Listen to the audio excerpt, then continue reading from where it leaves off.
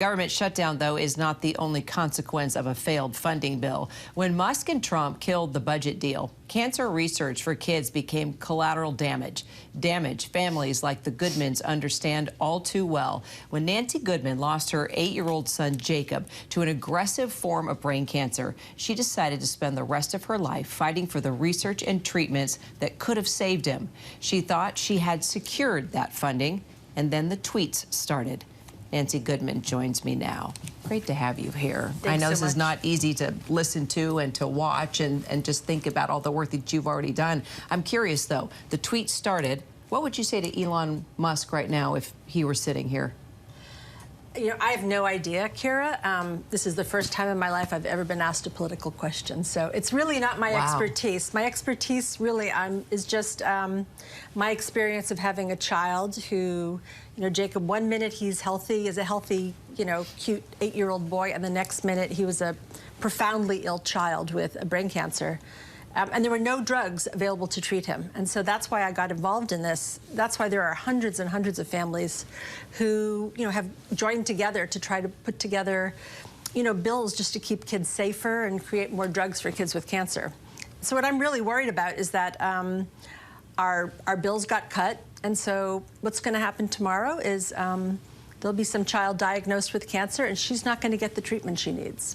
So let's talk about the language that was actually stripped from the bill that impacts what you're trying to do.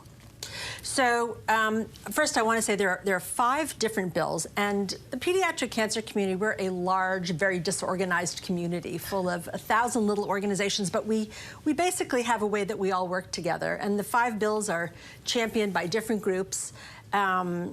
And so 2 of them address incentives for companies to develop drugs for kids. And the problem is that drug companies will not develop drugs for children with cancer. Like, the markets are too small. They're just not going to do it unless Congress passes some legislation, you know, encouraging and requiring them to do it.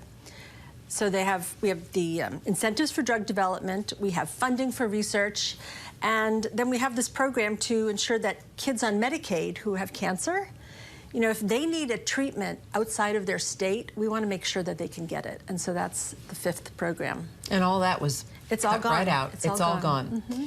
So tell me about Jacob and just how hard it was to learn that there were not any treatments to save his life. It's crazy, you know, Kira. I would read the newspapers every day, and I just had this impression that science was galloping forward and there were so many new and exciting drugs for patients with cancer. I didn't really used to read those articles very carefully, but I had this general understanding that things were fine. Because we talk about it so much, yeah. and we raise so much money for it, and there's, you know, American Cancer Society is so huge. Exactly, and I thought that, you know, all these kids got cured of cancer when they were diagnosed. And then my son was diagnosed with this brain cancer. There were no FDA-approved drugs for his cancer, and there still aren't.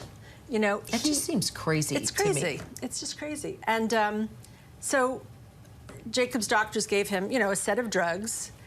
They were all over 40 years old. There was no theory they would work. I mean, I was just so shocked. I mean, who would felt helpless. I felt helpless.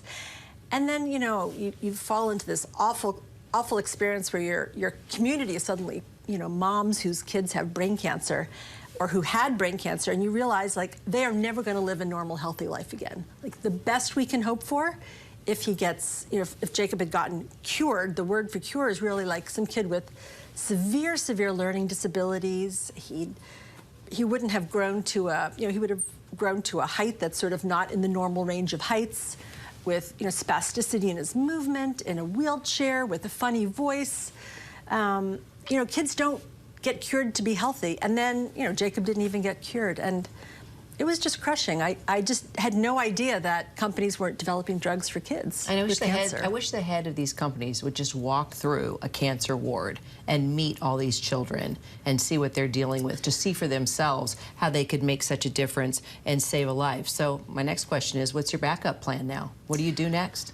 I have no idea. I mean, honestly, when I learned that our bills were cut from the continuing resolution, I was just shocked and devastated. And I'm not a Capitol Hill person, you know, so I'm just waiting to Yeah, I'm you're just not a waiting politician. You're a mom I'm who's just- fighting for what's right to save kids' lives. I don't really know how we're going to get them all passed. I just really hope there's some path forward. Well, I know your advocacy will never stop, Thank and you. neither will all the others around you. And you always have us to come up here and talk about your platform. Thank you, Kara. I appreciate it. Appreciate your time today. Thank you.